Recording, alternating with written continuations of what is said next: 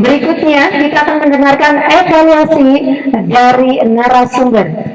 Yang pertama kami berikan kesempatan, mohon berkenan silakan kepada Ustazah Nuraini SPDI MPD memberikan evaluasi. Bismillahirrahmanirrahim. Assalamualaikum, merdeka. Saya tidak mengkritik atau mengomentari, tidak, tapi saya hanya berbagi, share keilmuan saja ya.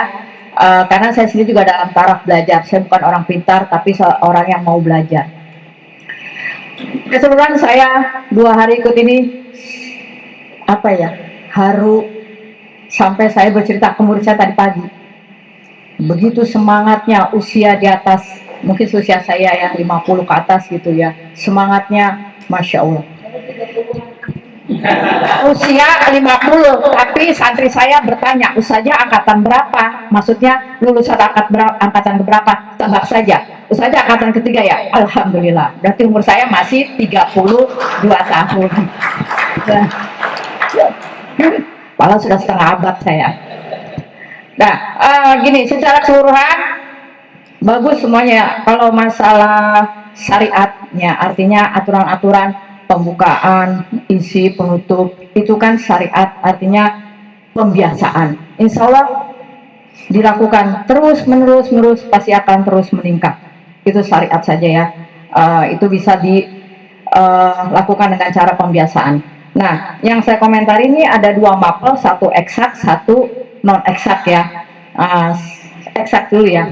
Eksak itu ilmu pasti. Jadi dalam penyampaian materi jangan sampai kita salah konsep sehingga nanti jadi miskonsepsi, sehingga nanti pengaruh kepada siapa? Kepada siswa dalam memahami materi tersebut.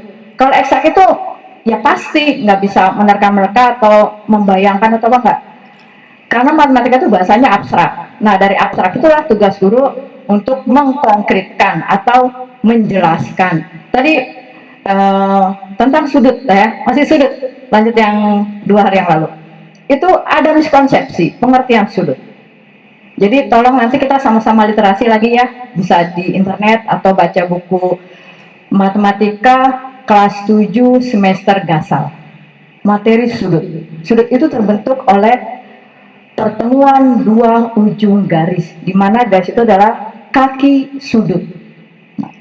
Nanti di situ baca saja, itu dasar-dasar tentang pengertian sudut. Kemudian yang kedua, tentang penjumlahan dan perkalian. Betul, untuk bisa perkalian, kita bisa penjumlahan. Gitu. Kalau diintegrasikan matematika ini sebenarnya sudah diajarkan dalam agama kita ya. Dalam kisahnya Nabi Musa di surat Al-Qisas, surat 28 ayat 27, di mana Nabi Musa diminta bekerja oleh Nabi Syuaib 8 tahun, tapi jika kau genapkan menjadi 10 maka sempurna. Jadi angka 10 itu adalah angka yang sempurna, angka tertinggi yang diberikan. Nah, jadi dari 8 supaya 10 diapakan? Diapakan? Berapa? Supaya menjadi sempurna 10. Nah, seperti diri kita, supaya menjadi insan kamil, tambahkan lagi gitu. Nah, jadi dalam pembelajaran eksak itu bisa dikarakteristikkan ke dalam, integrasikan ke dalam agama atau dalam pendidikan agama Islam. Ada kan ya di PKBM pelajaran agama? Ada.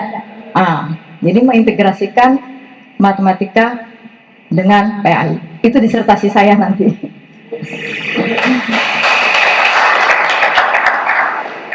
Nah, yang kedua tentang sosial. Oh ya, yang pertama untuk ini tentang metode ya. Yang pertama itu saya perhatikan metodenya sudah bagus, yaitu PJBL, Project Based Learning. Jadi berbasis kepada project. Itu bagus karena itu realistik. Namanya dengan pendekatan matematika realistik. Nah, itu bagus PJBL. Yang kedua itu inquiry. Inquiry itu menemukan. Jadi kalau kita pakai model inquiry, usahakan siswanya yang aktif, yang menemukan. Jangan yakin anak itu semua bisa perkan 10. Contoh, MTS kelas 9 pun belum ada yang hafal perkalian 10. Tugas siapa itu? Iya, kita ya. Nah, jadi ada teknik cara untuk bisa menghafal perkalian 10 dan tidak membebankan. Anak-anak suruh ngafal sulit, kita pakai tangan. Tadi kita belajar share ya, pakai ngitung perkalian 2 digit pakai jari. Ya. Malah ada anak kelas 9 namanya Romis, itu bisa perkalian 3 digit dengan hitungan cepat. Nah, jadi itu inquiry, jadi menemukan. Nah, yang ketiga nih bagus ini, keberagaman, makna keberagaman karakteristik individu. Nah, ini metode yang dipakai adalah PBL, Project Based Learning, berbasis kepada masalah.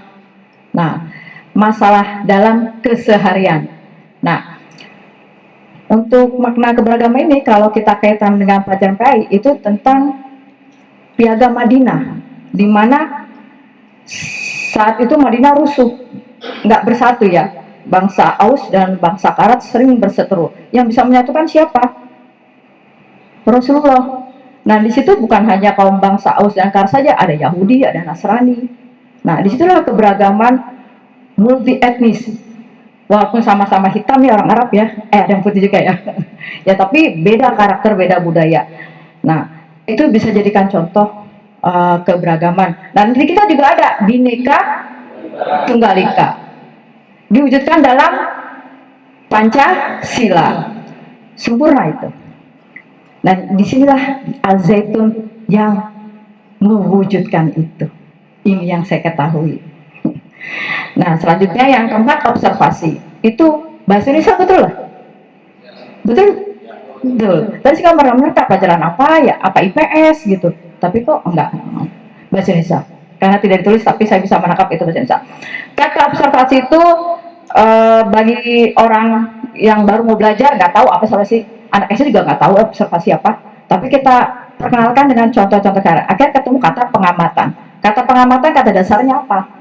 Dikasih awalan dan akhiran, sehingga amat itu kan kata kerja ya, ya dapat awalan ke an, jadi berubah jadi kata apa. Nah, itu kan sambil ngulang pelajaran tentang kalimat aktif, kalimat pasif. Nah, lanjut.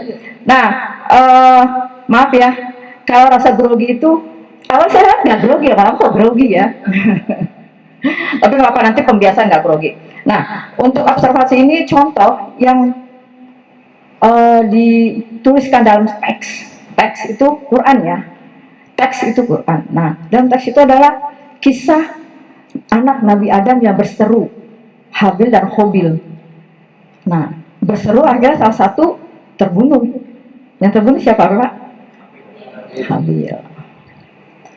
Bingung, terus harus ngapain nih saya nih? Nah, Allah memberikan contoh.